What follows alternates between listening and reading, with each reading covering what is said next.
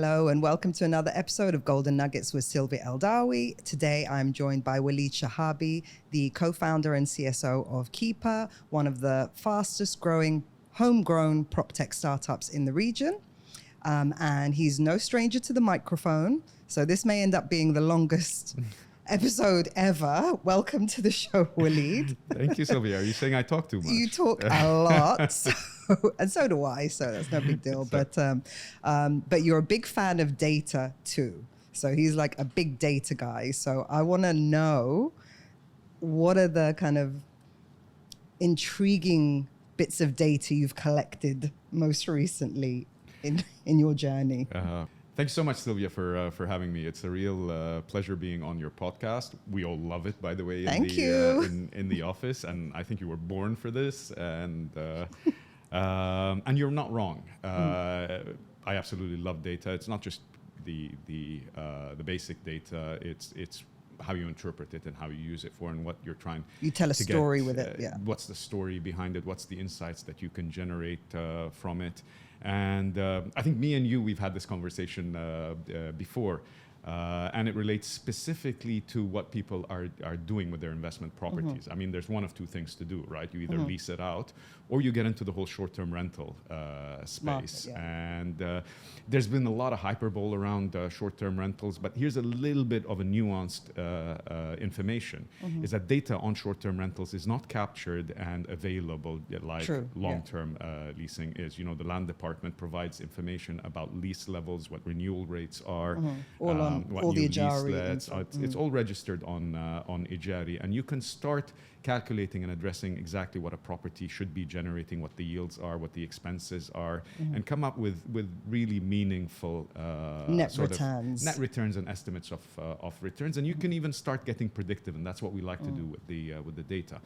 On the short-term rentals front, on the other hand, it's not even within the remit of the Dubai Land Department. It's more with the Dubai Tourism Department. So the data is not actually publicly available. Yeah. You're having to pull out sort of parallel data on that information. Like the only real source of the correct information, if we're going to compare the two, is a real estate company that does both. Correct. And if they compare. Correct. Yeah. If they have scale, Yeah. number one, and they're able to compare over a long period of time. Why do I feel like you've got the answers here? I do have some answers, yes. Because this has been a long debate between myself and you. We've known each other for years, and I've always been an advocate for long-term rentals. And I've always kind of disagreed with short-term rental companies when they cite, 25% higher and returns. And it's hyperbole. Nobody's ever come back and proven that that claim. And you've got some of them claiming 50%, 70%, 40%, 30% higher returns than the average on the market, and they were never required to prove it, right? And the data in the market, in the way it stands today, also doesn't prove or disprove that claim. But the truth is, from the data we've been gathering, and from our own operations, both on the long-term and short-term, to partners and so on, the truth is there isn't much of a difference, right? Okay. There are differences in terms of how the returns are generated, the period of time that the returns are generated. There are periods of time in history where short-term rentals performed significantly better than long-term rentals over a meaningful period of time. That does not apply today. From what we could tell, there's a marginal improvement, and I'm talking on average. There might be areas in Dubai where it still holds true that the performance of a short-term rental over a long period of time does beat that of long-term leases, but the market's been very strong and the demand's been very strong on leasing in Dubai. We see it in leasing rates. We see it. There's an inflation of almost 60% in lease value over a 2-year year period. I'm feeling it. I felt it. Everybody's feeling it, right? If you don't own the property and you're like raking in the income from that, you're feeling it. But it reflects in general on inflation. We did a parallel exercise to assess how much people's income has improved over the same period of time, and it's 7%. 7%, okay. Right, over a 2-year period. So there's a big gap over there, and we can get into some of the solutions. We start to generate specific piece of information, but in general, one of the key things that we found is that there are advantages for utilizing a property in short-term rental. We believe in them. They are for real. including a degree of flexibility, including access to the property, Yeah. the utility of the property itself, including regular access of the management company to the property in order to ensure that the condition is the way that you want it to be. It's sometimes easier to sell because you can sell it vacant, etc. These things hold true. Yeah. Right? What does not hold true at this time is that inflated claim of superior returns. There is some areas in Dubai where actually it is at a severe discount in terms of returns to what you can generate. And I think a lot of agents have this misconception, and when they're advising investors, they are saying, oh, you can get more higher rents if you do it on short term. Again, as you say, with no substantial evidence, just the perception of, yes, while the weekly or monthly rate is significantly higher, you have to take into account occupancy rates, which is never 100%. Of course not. Like a long-term rental.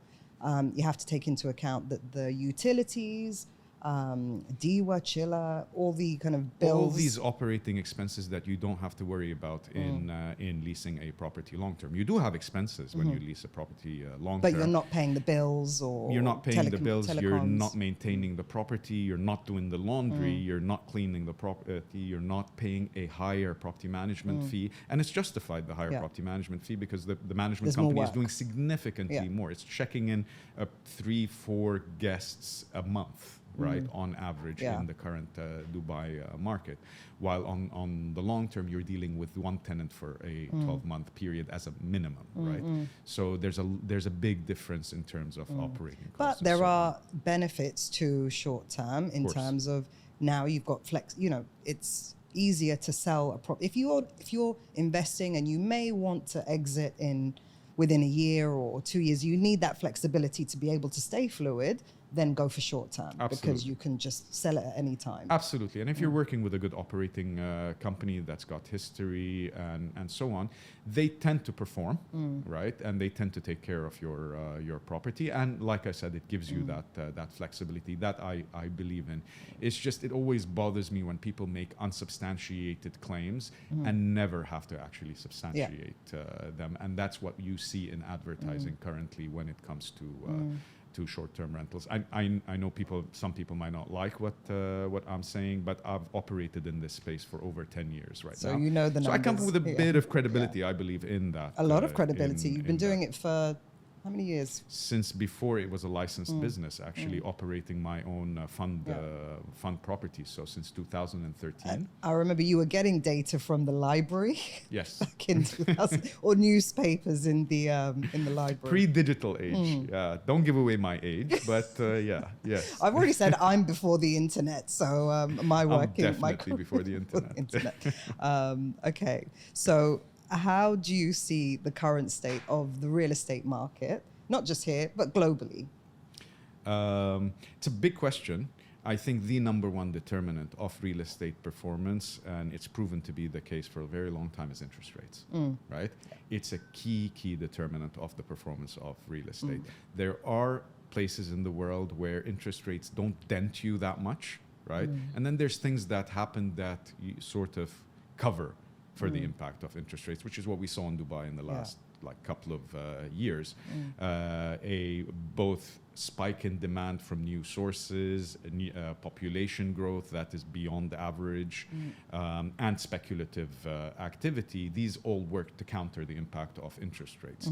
But net globally, these high interest rates for longer periods of time catch up with property prices, very simply because it starts making the process of acquiring property more expensive, right? It becomes more difficult to secure a mortgage if you're an end user, or to secure reasonable financing if you're an investor, right? It's just more expensive to do so. And the cap rate of your investment starts getting measured against a higher rate, right? So you're taking a risk on an investment versus putting it in the bank. There has to be a positive net delta in that equation. Areas where it didn't give it that much of a dent, the demand is less from a conventional sources and more in terms of they are storage of wealth and liquidity. So Dubai became a storage of wealth and liquidity over the last couple of years. A lot of markets globally function in the same way, and these tend to disassociate you to some degree, to a small degree, from interest rates. But if we're going to see the interest rates we're seeing at, it seems like we're not going to get much higher. I don't think we're going to get much lower either in the foreseeable future. They said May 24 or something. They might start, so expectations are that, at least till then we are where we are. But a lot of people repricing their mortgages right now, and their mortgage rates are going to start feeling the heat and are going to start feeling the impact. The pinch. Some investors that are sitting on some significant capital gains also on the properties that they have will see the temptation right now to cash out. And I am seeing more and more of that happening. People cashing domestically and in a few other. But what are they going to do with the money they make? Well, the truth is today, if you buy a bond, you get a decent return, right? So if you put it in the bank, you start getting semi-decent return. Now, will it make up for inflation or not? It's just today a more viable alternative than it was 5 years ago or 4 years ago when interest rates were close to zero. So you're competing with that sort of return. Me personally, it is biased, but I've held on to that opinion through up markets and down. Real estate is a fantastic asset class. I love it. I would always allocate a component of a portfolio in real estate with decent yields, but with a degree of analysis. I hate speculation. Right? Some people make a lot of money. Some people lose their shirt speculating on properties. It's not what I like to do.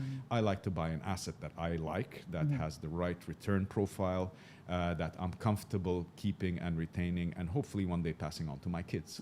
Right? And that's how I build my investment strategy in real estate. In real estate also, I believe in diversification to some degree, but I also believe in proximity. Right? When you understand the market a little bit better, you become a better investor in that space. So I think I know Dubai quite well, and it's served me well over time. It's had its down years. Me and you've been in the market for a while, right? And we recall 2015 to 2020. That's 5 years straight of declines in the market. A lot of new people in the market don't know that Dubai, don't know that market. It's important for them to research, to understand the dynamics of the market, but also at the same time, for me, it was an education as an investor, right? And you never stop getting educated as an investor. And I think it's that education, or the journey that you've gone through as an investor and as a data guy, is what led to the evolution of Keyper, or the birth of Keyper. So what were the pain points that you went through yourself that resulted in Keyper, the birth of Keyper? I think we semi-joke. We say, Keyper is the culmination of our pain points, right? It's what we went through. It's the conviction always that we thought things can be done better. For me, as a property investor, for my co-founder, as a property investor, there's a lot of things that should have been better. One of them is how I was covered as a customer, right, by the agency businesses. A lot of great agencies in Dubai have been here for a long time. A lot of new agencies that do a pretty good job, but by and large, I get harassed. I get absolutely harassed as a property owner, and I don't like it, right?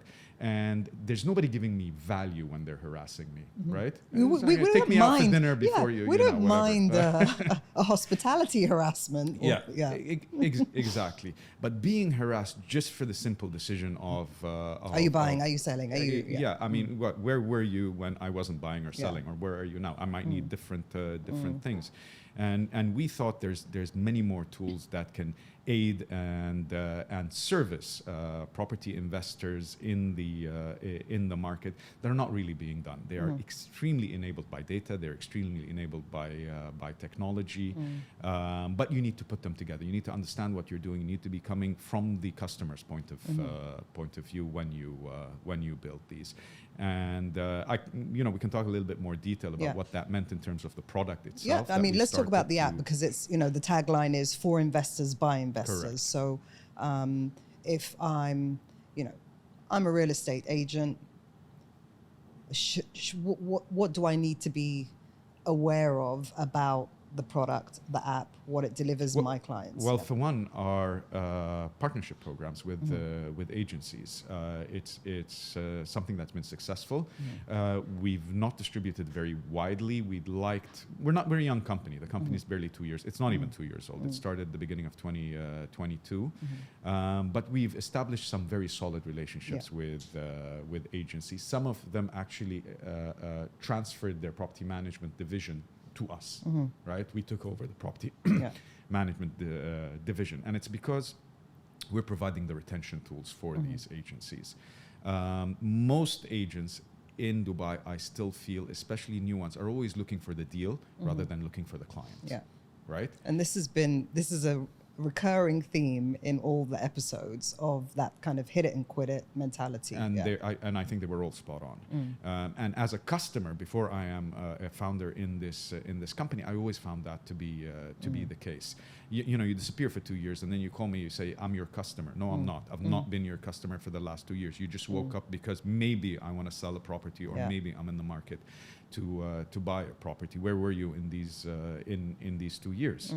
And that's very important. What we're adding to the equation is a fantastic retention tool, and it's also profiles the story of the investor very, very well.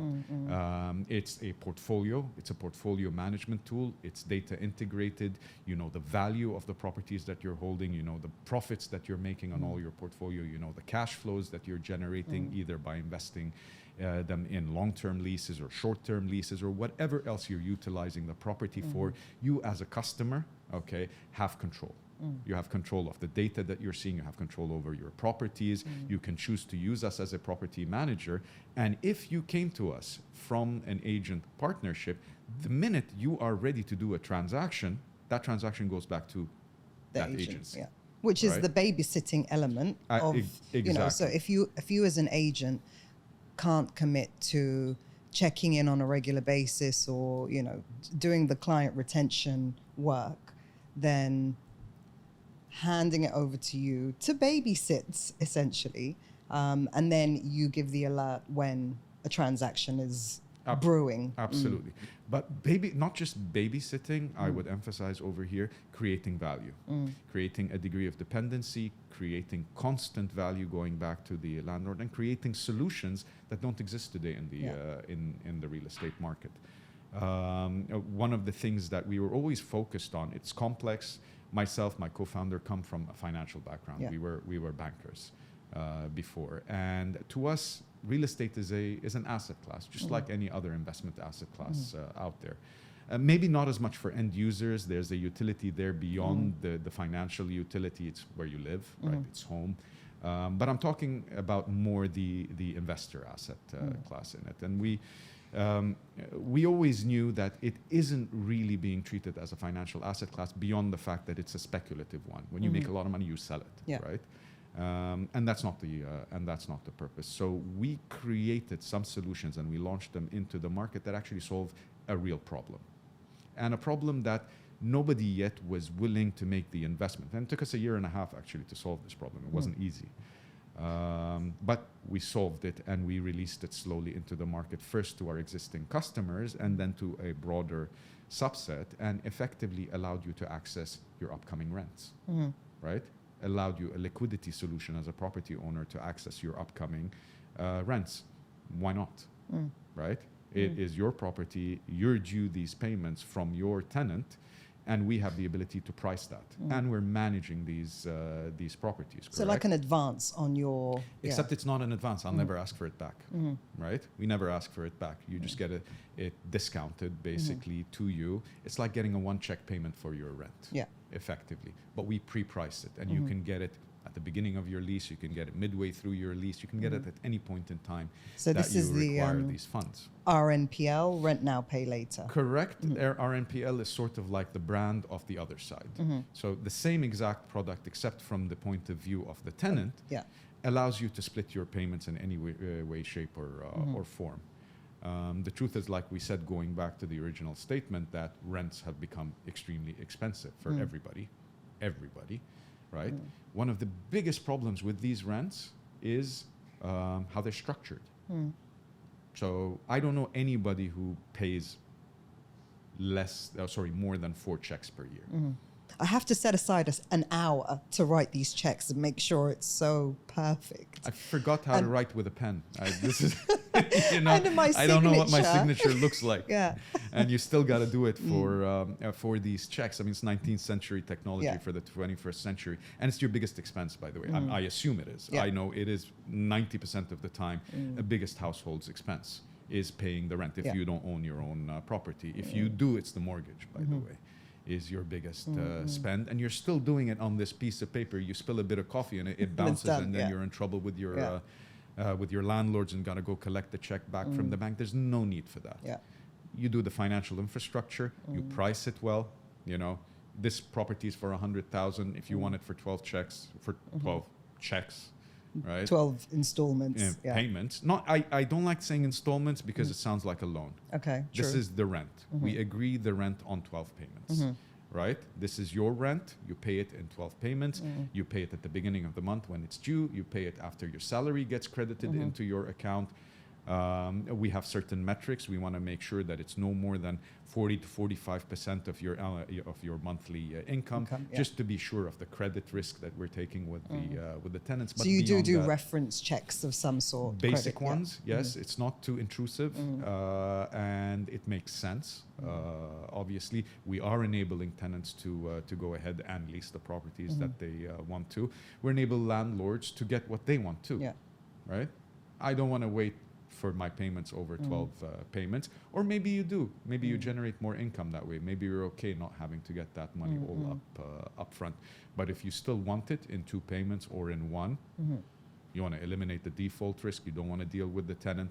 We have it priced in, and we have it available. So this is all on the app. So what else can I do on the app? Correct. Well, you can get a lot of data. You can get all your cash flows coming in. You have access to the live valuation of your property. So when you mention data, we've been obsessed with data, with data feed, calculating what this property is worth today, getting the data on the market for what a lease should be for this property, right? What's the fair value lease of this property? It's a portfolio management tool with calls to with CTAs, with calls to action, with financial solutions, and with the ability to request a service, lease my property, sell my property, manage my property for me. We make it a very, very simple process to. So how do I, as an agent, work with you?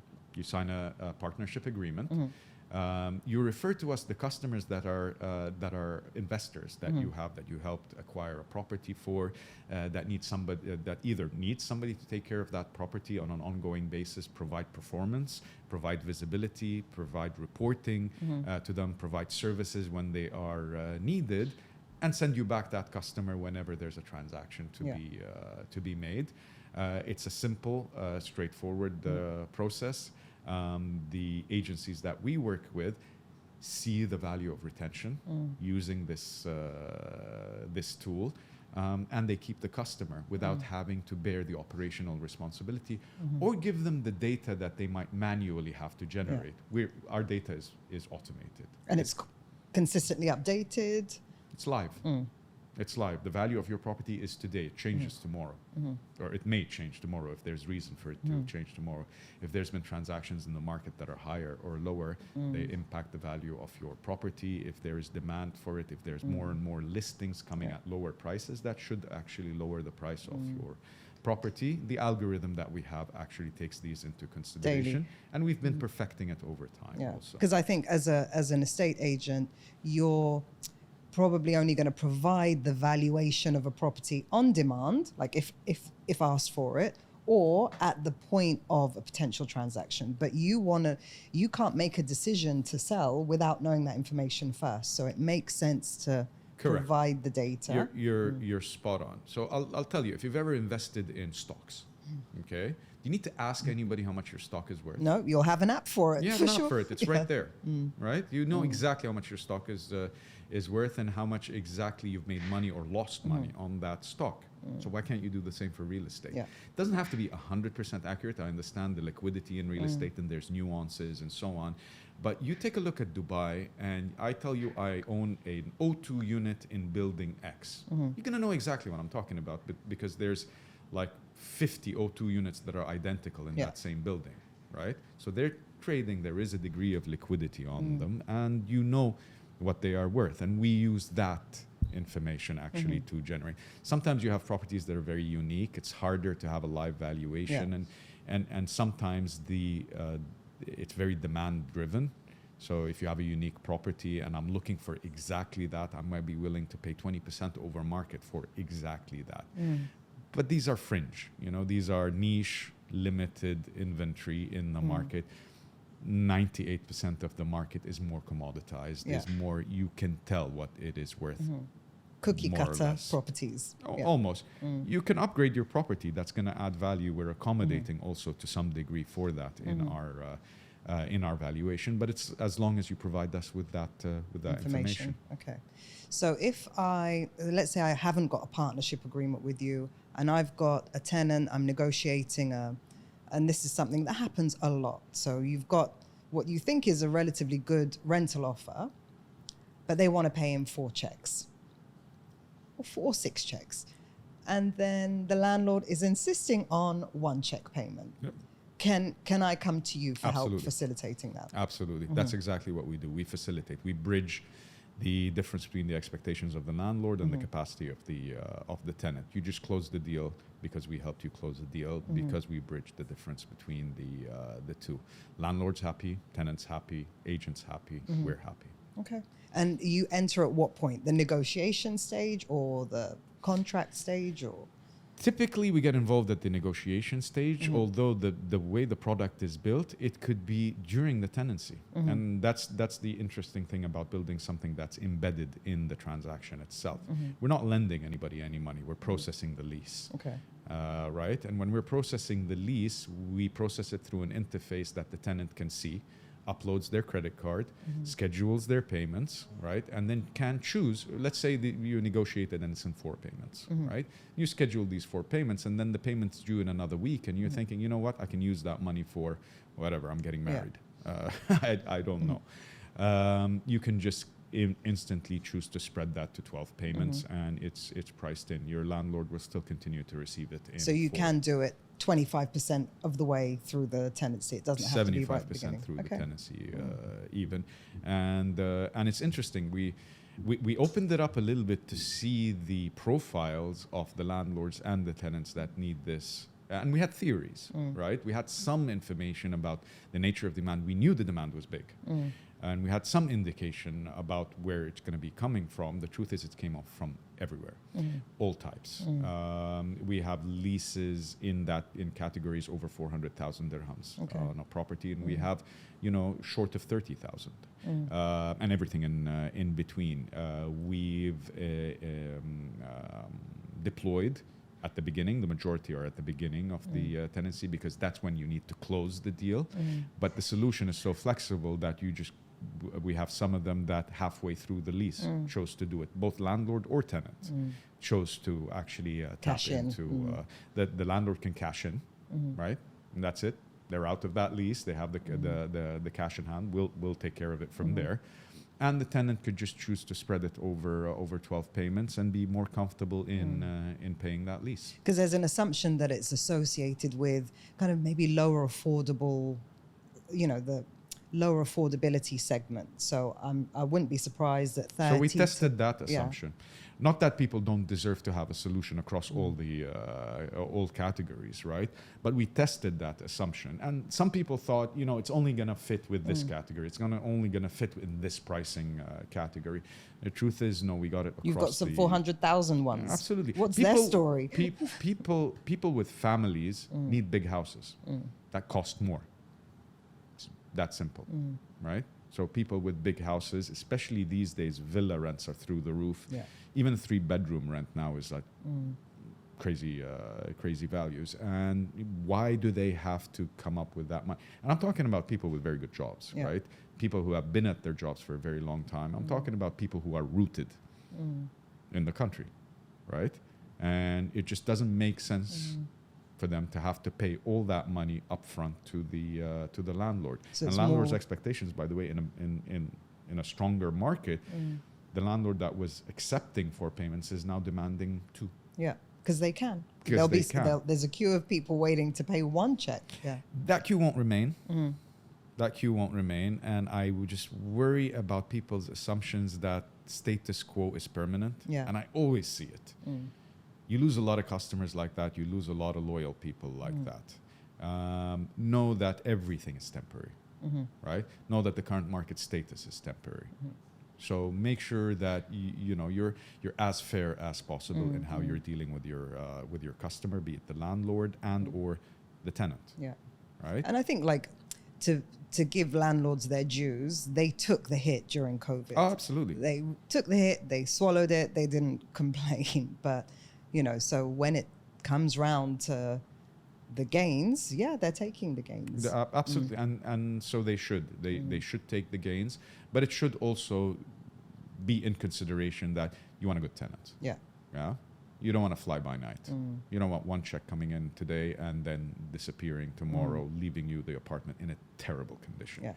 So just be sure that it's not just about the money coming in early.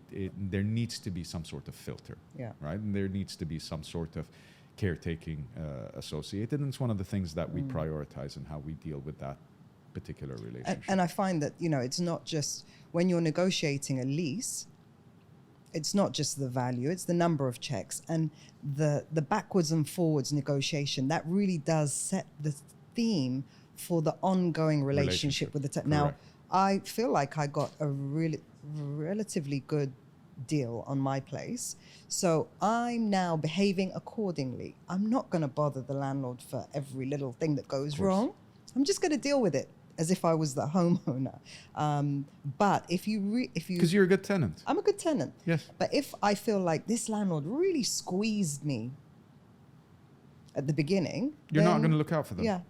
And I think it's a mindset thing from the investor or the landlord's point of view. Is this a long-term investment they are making? Are they looking to get a retained tenant with a good relationship with them where they can trust over the long term? And this is the sort of thing that we help out certainly with. And because there's a gap as well. Like you've got to... people underestimate the value or the...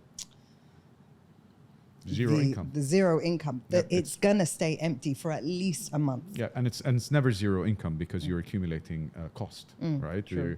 Probably an owner's association fee incorporated in there. There's a cost of keeping just things empty.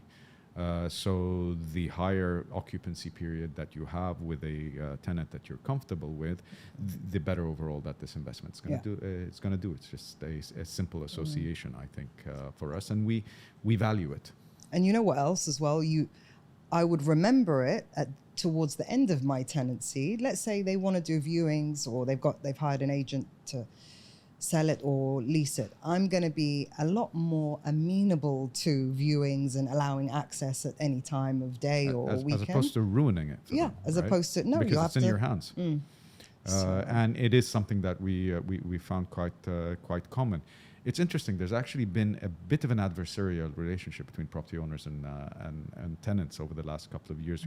You've seen a lot of evictions, right? And not always for the right reasons. And it's just causing a lot of friction. There's limited knowledge of rights and laws on both ends, by the way. And that requires, and sometimes agents don't do their homework and give terrible advice, actually, to either one of the two sides. So that's another thing we solve for. These... what's doable, what's not, and what's favorable, what's correct. And what's not, and what's correct, and what's moral, and so on. And I don't like moralizing to people, but I also don't like lying to people, right? So there is a sort of there's a middle ground that is suitable for investors and tenants that gets the best results, and we're trying to zero in on that. That's not as much technology as it is subject matter knowledge, right? And that element is also important. If we're only technology, There's no value to pure technology in my view that isn't infused with what you're trying to do, right? Who you're trying to serve and how you're trying to serve them. And you've been an investor, a real estate investor for a long, long time. So with multiple property, a substantial portfolio, what do you wish real estate agents knew about buyer, seller behavior today? For those who know, I was an investor in, for those who know what that means, I was an investor in the original 6 by Amar on the marina off plan. The original 6 is, what is that, like Ramal and... exactly. The 6 towers JBR, that Amar, the original sort of landmark project by Amar building-wise, the anchor of the whole marina area, which is the single largest community or neighborhood in Dubai today in terms of units and in terms of occupancy. Did you have to queue up for a ticket or something? No, no. People thought I was crazy. People thought, what are you doing paying 800,000 for a 2-bedroom apartment? That's not even there. It turned out to be a good decision, right? Not only did I receive that property, I was one of the first people ever to get a mortgage in Dubai. And I moved in and then got married, got kids, moved out, rented out that property.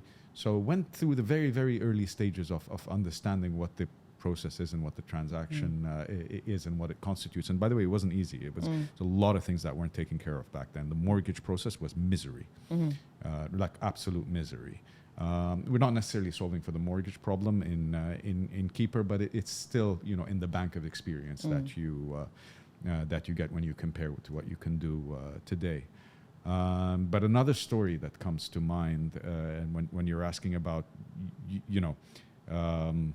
interactions with agents and so on, for the investment fund that I created back like almost 11 years ago for real estate in Dubai, I had a couple of properties in that portfolio in a specific area, and I got advice to use a certain agent. Okay, that is supposedly quite good in that area, and I was intending on selling one of those properties. So met up with them, got a recommendation for them, listed the property, and then that was it. That was I never heard from them again. No contact. Zero contact, right? And then I actually even forgot that I listed it with them until 3 months later. Okay. When it just struck me, wait, didn't I list that property with that agent that I never heard from again? And I pick up the phone and I said, and I go and I check and the listing is live. Okay, so I pick up the phone and I call them and I say, my property is listed with you for the last 3 months and I haven't heard from you in the last 3 months. And their answer was, well, number one, they were offended. And number two, their answer was, I heard that you already sold it. Wow. And heard from who? I mean, I was the one that signed the listing. I am the only signatory allowed to list the property. And you're coming to me and you're telling me that I heard you already through the grapevine sold it. Well, it's still live. It's still live listing. Its price is off. You've not spoken to me since then. And how is this? Well, if you don't like it, you can list it with somebody else. Wow. And to me, it told me a lot. It told me to some degree where a lot of agents lie in terms of who they believe their customer is and what they owe that customer in terms of follow-up, in terms of information, in terms of advice, in terms of value. And, she officially told me, you're not important enough for me. Wow. Rude. Yeah, rude. Yeah, for sure, rude. Like, I know. But that's stuck. Yeah. That's stuck. I'm in the industry. I keep that opinion about that person pretty much forever. And then the brand as well that they work for. Oh, completely. Yeah. Completely associated with But there is on the flip side, or the innocent side of it is, I think, if you're maybe an inexperienced agent or a bit nervous, you might be a bit shy to, I don't have any good news, so I'm not going to call. So Deliver value. Deliver value. There's always value in transparency, in information. You're really lucky. There's a lot of data out there in the market. A lot of people might not know what to do with that data or make false conclusions on it. Well, work on yourself. So I think there's some golden nuggets here, because if there is no good news phone call, to make, which is I have an offer or I have some, very good viewings lined up. What kind of value can you deliver on that phone call, which is a no good news phone call, but what advice can you give to agents on the value that they can deliver on that call? Tell me the truth. Update me, engage with me. I'm your customer, right? You can't hide behind the fact that there's no good news, or you shouldn't, at least. Just tell me what's up. Tell me what's going on. Tell me what you think. Give me value. Give me not advice. I don't like saying give me advice. Give me legitimate insights. Right? Like as if you were a friend. Yes. Because I think the default is, it hasn't gone yet. I haven't got any interest. Let's drop the price. But there's other things that can be suggested. That tends to be the immediate default, response. But there's other things that can be done. You can understand what's been sold, right? And how was it sold, and who was the buyer? What was the profile of the buyer, and what made it stand out, and what made that deal happen? You can make the effort actually to move the sale.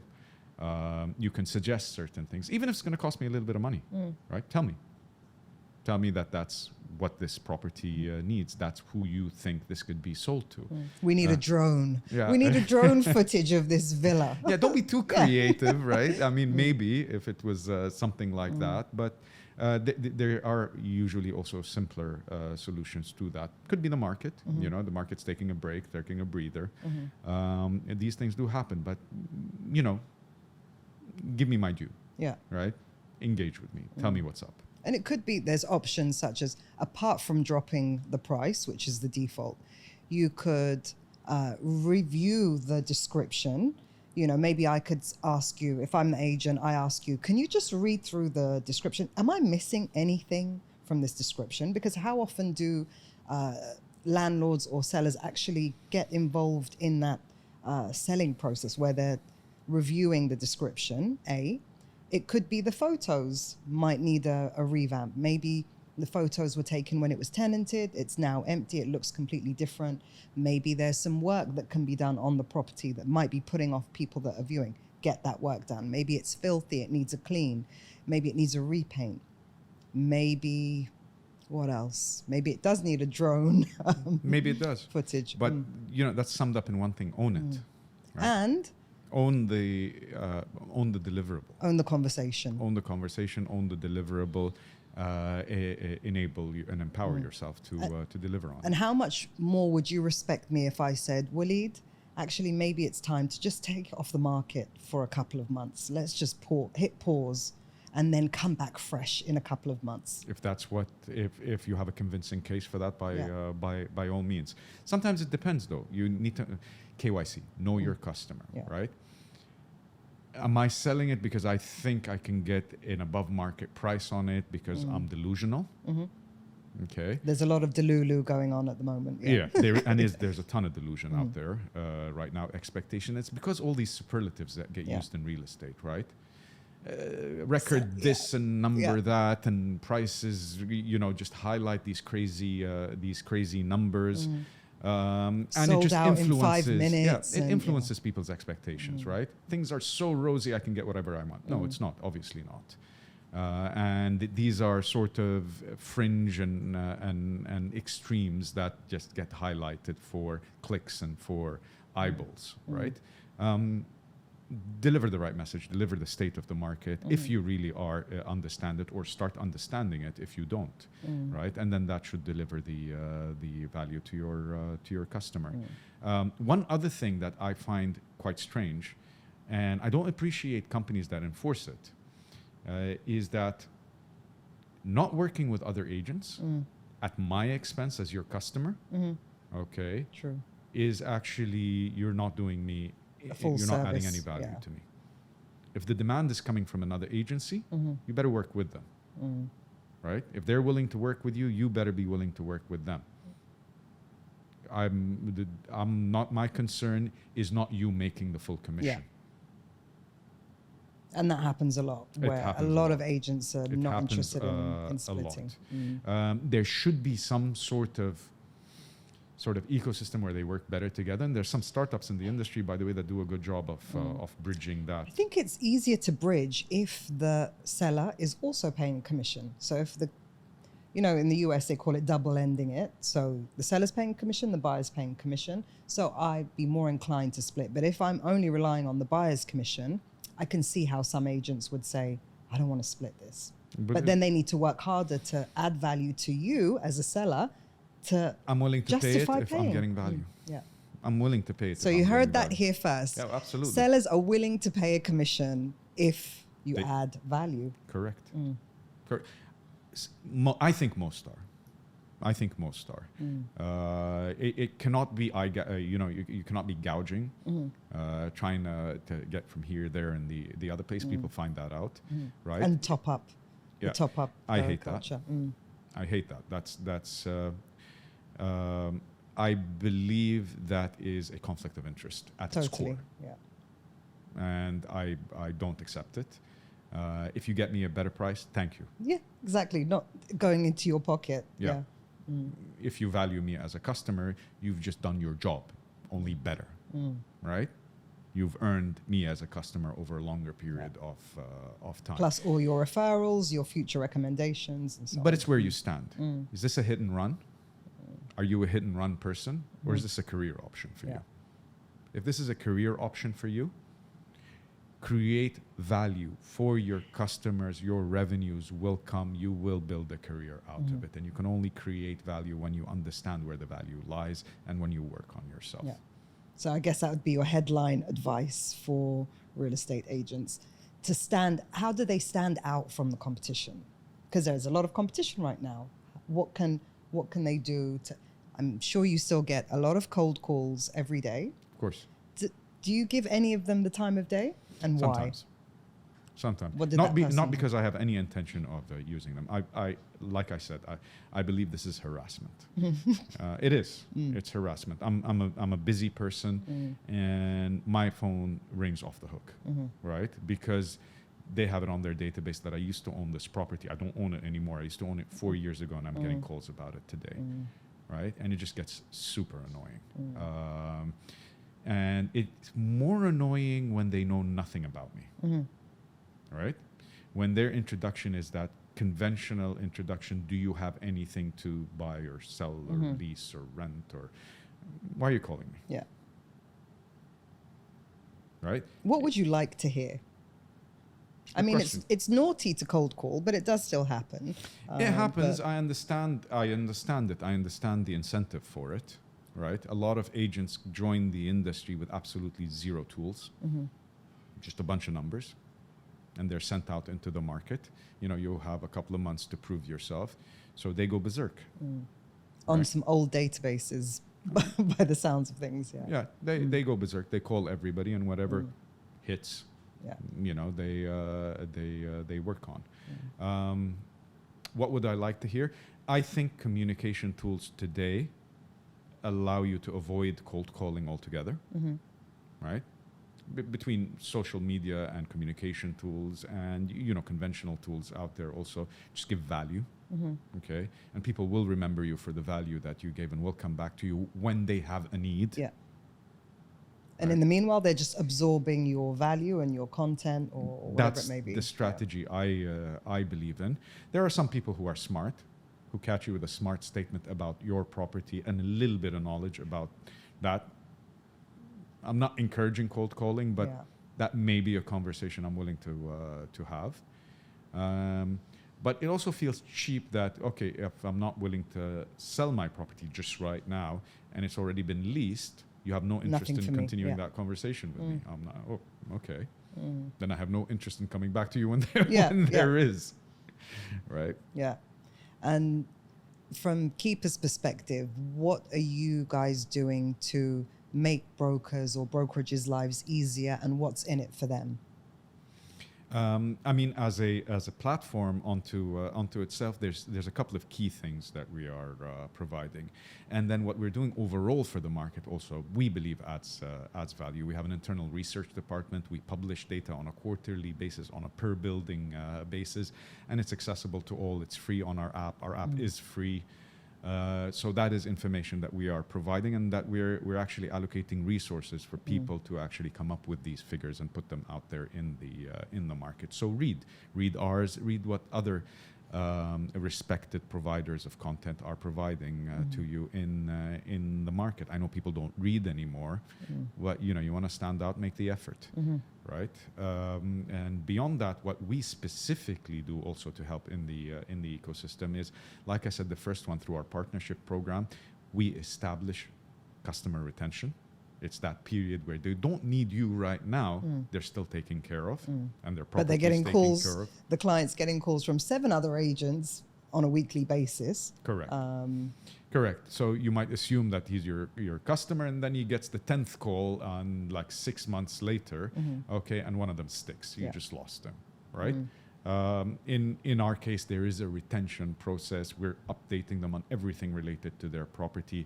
We're instantly responsive. We're digitally responsive. We're providing that data continuously, and that is connected to you as an agent, right? So the minute that there is an opportunity, and I have a couple of examples where the agents onboarded their customers with us, and within a couple of weeks, one of those customers, came to us and they said, "I just saw the valuation on my property. Is this for real?" We're like, "Yeah, it's Good pretty or much bad? for real." Great, great. I mean, like double what they paid for, right? And what do you think? Should I sell? Well, if your intention is actually to lock in these gains, and I think it's overpriced, in my personal opinion, then yes, that deal went straight back to the agent, and that was a 20 million dirham deal. Wow. Right?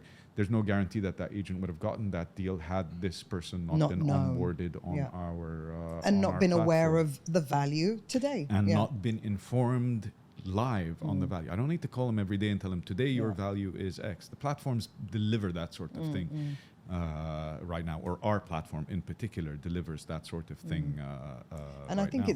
it's the only platform that can accommodate both, because most investors in Dubai have a mix of long-term rental, short-term rental properties. Or it can have an owner-occupied And an unit, owner-occupied, a couple of units under development, and they sort of have liabilities and cash coming in from all of them, right? And they don't know what's what, and they don't even know where the documents are.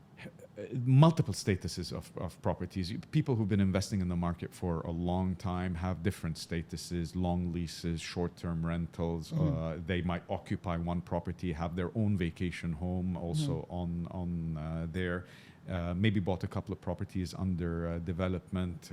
We consolidate all of that for them. We give them value on all of them. We schedule their payment plans on the app itself. We schedule their rentals and their service fee payments.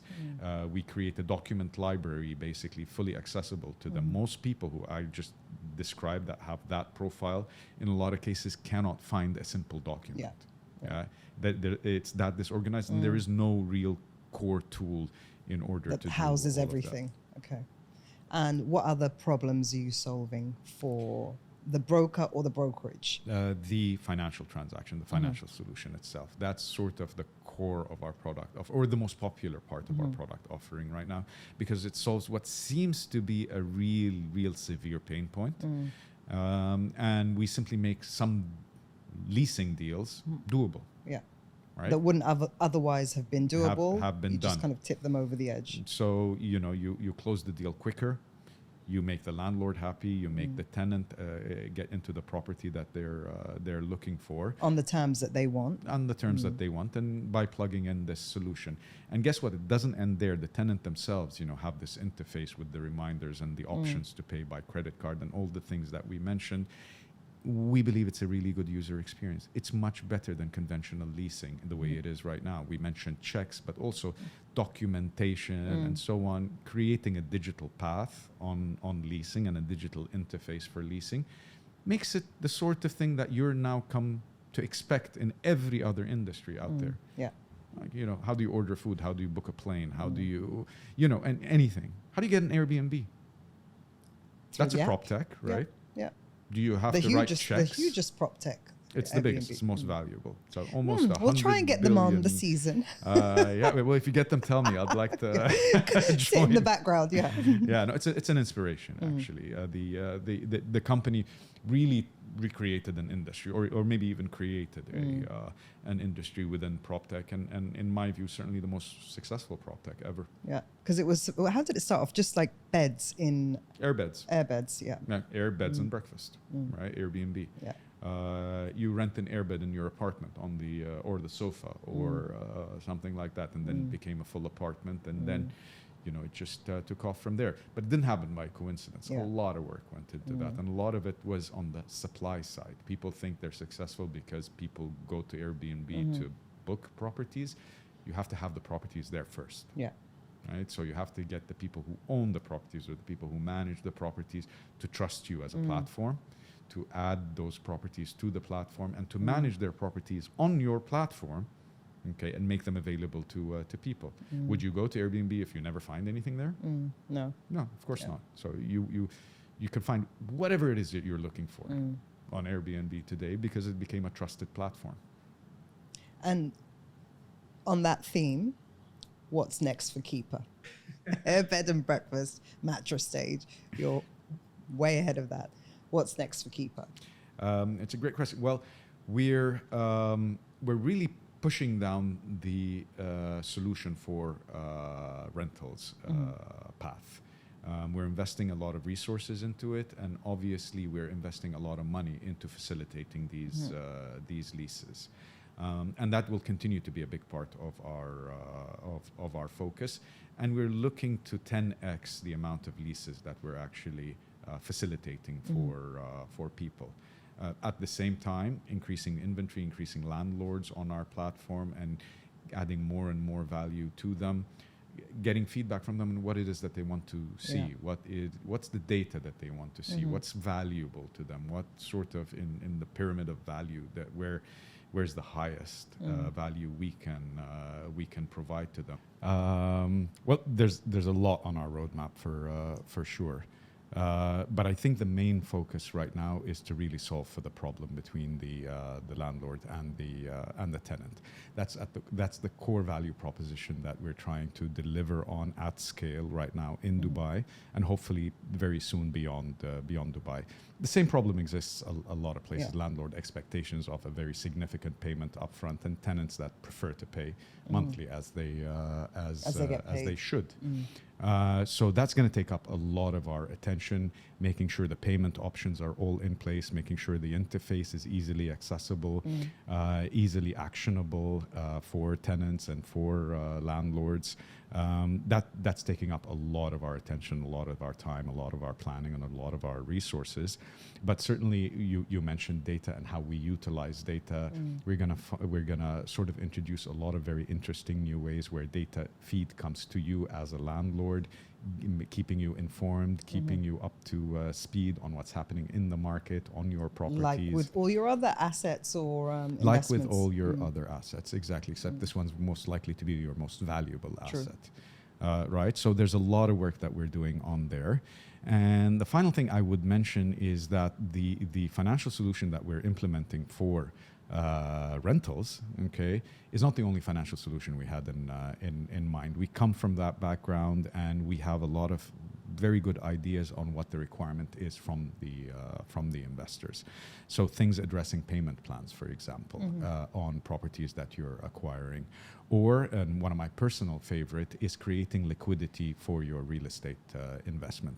Today, the only way you have access to cash when you put that cash into real estate is to sell that property, get an individual mortgage on that property, and going through the whole mortgage cycle to get that liquidity, or sell it, right? We believe that there's a better solution. We're working on that solution to allow you access to funds, basically at any time that you want, backed by your property and the income of that property. And I think if we crack that, and we're very close to cracking that with partners, nothing works in vacuum, right? Your ecosystem has to help. It has to be convinced of the viability of the product that you're trying to launch, and needs to assist you to get there. It's a story a bit for 2024, but we believe we're going to have a very good announcement. But that's it's already in place in the UK and the US, they call it releasing equity. Yeah. Or remortgaging to release equity. Correct. But you can't do that here. It is an equity release. There are equity release products in the market, but they're very tied into your personal finances rather than the asset itself. We're trying to tie it to the asset and the income of the asset itself, and the fact that we are guaranteeing the flow, the cash flow associated with that asset. Right now, you can do it, but you'd have to redeploy that income into another property. Correct. Or renovating the property that you have. Correct. And we don't see the reason why that needs to be the case. It's your asset. Yeah. Right? In the UK, people are remortgaging to pay for weddings. Yeah, exactly. That's the one I thought of immediately. And why not? This is a productive asset. This asset has a return profile. This return profile is higher on the vast majority of properties than the cost of retaining that property, plus the interest that you would load on that property. So you service your property's expenses and interest on that facility from the property itself. It has nothing to do with your earning capacity. And it's a bit of a complex concept, but it works. I've done it before for my fund. It was like pulling out teeth, but I managed to do it. Now I want it to be an accessible product for the market as a whole. Sounds interesting. And then geography. Saudi Arabia. We next. have our eyes very well set on Saudi too. Arabia. It's a big market, and it's a market that's transitioning very, very quickly. We believe that it's going to open up for foreign investors also before long. And you're going to find the same opportunities that you found here in Saudi Arabia. Well, they've got the blueprint, haven't they? Correct. And the lessons. And we want to be there early. We are already there in some capacity. Customer capacity, obviously, is one of them. But we're also building out our data knowledge, our understanding. These are the building blocks. Before you offer a service, you need to know the market, and we are building our knowledge base on that. So watch the space. Watching. And finally, what are your hopes for the future of PropTech? I feel it's bright. I don't know. I recall Property Finder is a partner, of course, with us, as it is with the whole industry, the ecosystem. It's an important one. And I really like the fact that in their awards this year, they introduced the category of PropTech of the year. Yeah, that's I new, thought that was very progressive of them. I'm very happy to mention that we were nominated, and we went to announce to the panel that they have, which are people from technology and the real estate industry, as well as very prominent regulators and players in the market. And I rub shoulders with people that I know what they're building. I like what they're building. There's a lot of innovative stuff coming into property in the market over here, and we in my view, I see none of them as competition, even if some do overlap, right? Because overall, it just elevates the all complement each other. The industry, and there's some of them that work very well with us, right? And I mentioned the agent to agent problem. And splits, the splits, and one of them solves for it in a beautiful way. And we're all encouragement, to for them. We're customers of theirs, just like they're customers of ours. And I think we all rise together. Fractional ownership has been a great story. In the real estate space. We love what's happening there. We love the innovations on the channels and the platforms themselves. There's competition there, the listing channels and so on. So it's a market that is supported by a open-minded and innovative regulator that really pushed the data access element, which helped us a lot and helps a lot of other players in the space. You have a very dynamic market right? With a lot of players in it, with good liquidity, good what we call TAM, which is the market size, effectively, which Total allows addressable you market. total addressable. Yeah, Thank you I very remember much. it. Yes, which allows people to build a viable product on, because there's just a lot of activity on here. You just have to have the staying power. You have to have the belief from your investors in the solution that you're bringing to the market, and it needs to be able to travel. It needs to be able to be applicable to other markets, so that you don't have a scalability problem.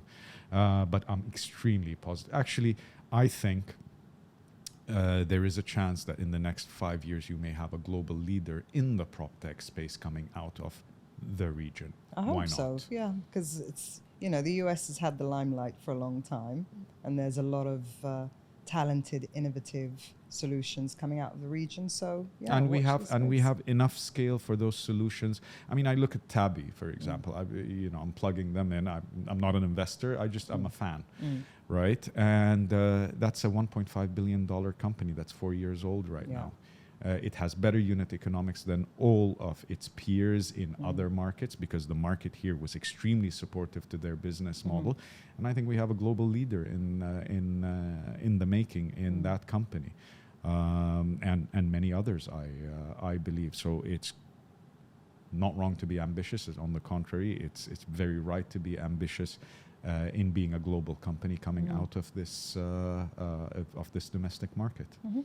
Well, I wish you all the best of luck for the future and for the Property Finder Awards. Thank you. And thank you for being here. Fingers. And yeah, that's it for another episode of Golden Nuggets with Silvia Eldawi and Walid Shihabi. Like, share, and subscribe. Thank you. Good. Awesome. Awesome. Loved it.